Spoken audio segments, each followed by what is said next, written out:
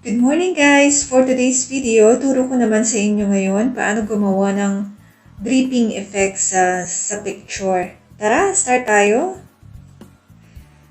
First, hanap kayo ng picture since kumuha na ako kanina ng medyo Halloween yung dating. So, ito siya. Yan, ayan siya. So, ika-cut out ko muna siya para magamit ko mamaya.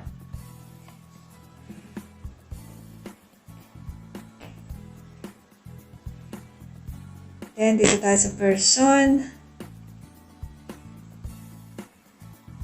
Ayan. So, happy na ako sa cut out niya. Save ko siya. Okay. Download yung picture. Ayan, nakasave na siya sa gallery ko. After natin makat yung picture, naglagay naman ako ng background. Ito na yung background na napili natin.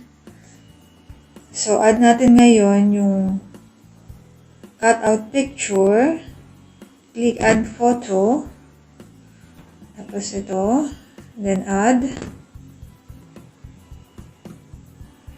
Then medyo palakihin natin ng konti. Pag okay na, click check. And then punta tayo sa effects. Dito tayo sa Undead. I-adjust natin siya. I-click nyo ulit siya. And then, adjust nyo yung image. Yan. Okay na siya. Pwede nyo adjust pa rin. Depende sa gusto nyo.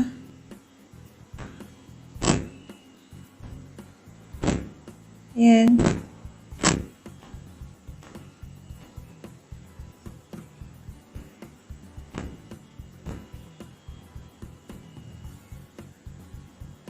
So, okay na ako dyan.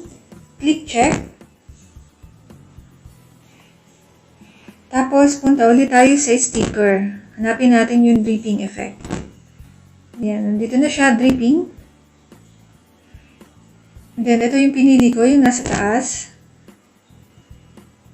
Yan, medyo pahabain nyo lang siya ng konti.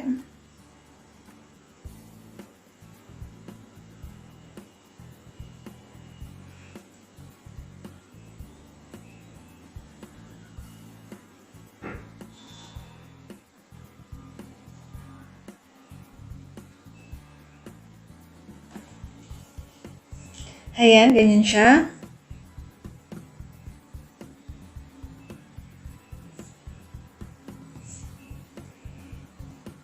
Okay, pwede nyo naman siyang i-erase kung gusto nyo itong gilid.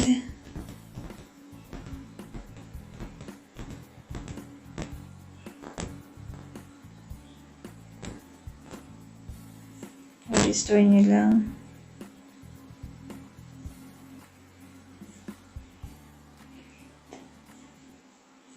Tapos click check and then click blend. Dito tayo sa lighten. Ayan, okay na siya.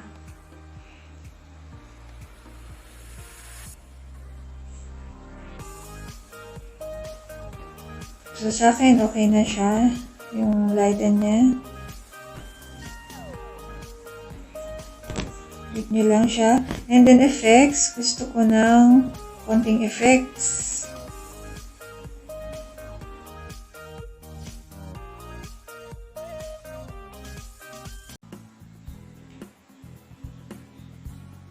Adjust nyo lang siya.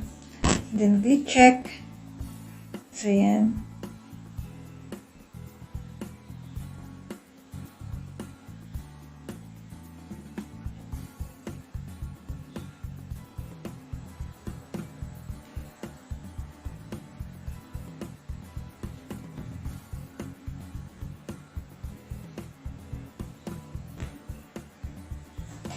Ayan, okay na. And then, click check.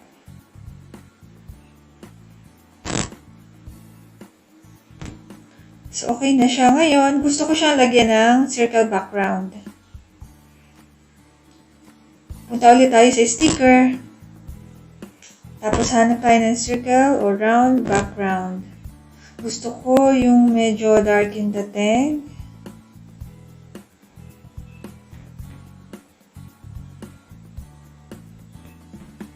May pagka-reddish. Ito siya. Orange. Ayan.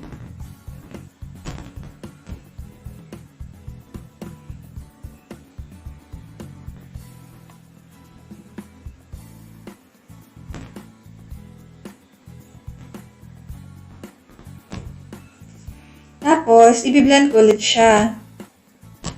Yan, naka-multiply siya ngayon.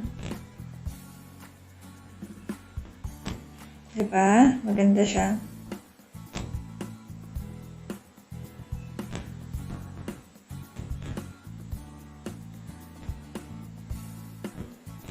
Depende na sa inyo gaano kalaki. Kung gusto nyo kitang-kita yung bilog, ayan, sakto nyo na lang. Pwede siyang overlay, lighten.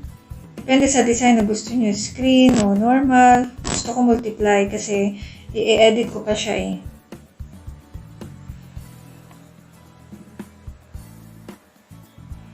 Kasi gusto ko siyang i-emphasize yung mukha niya. So, click mo to eraser sa taas. Tapos, erase mo lang. Yan.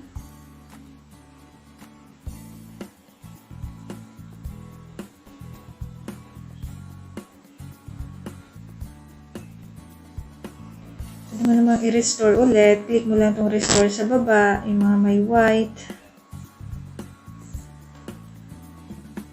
Ayan. So, ganyan siya guys. Tapos, kung okay na sa inyo,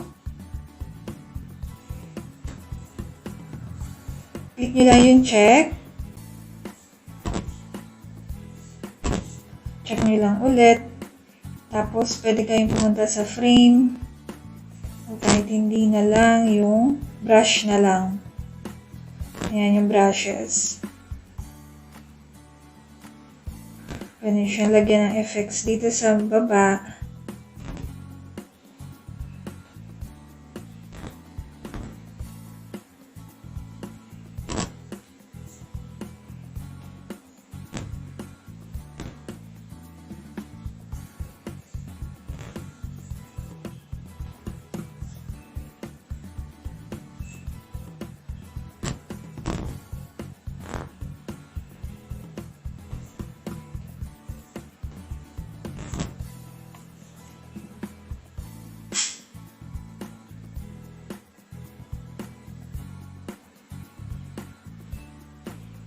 Ayan, pili lang kayo guys.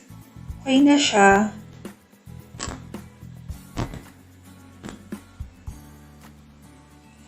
Ayan. So, I hope nagustuhan nyo. Basta pili lang kayo kung ano yung design. Depende sa taste nyo. At saka, I'm sure lalabas yung creativity nyo sa paggawa nitong mga ganitong design.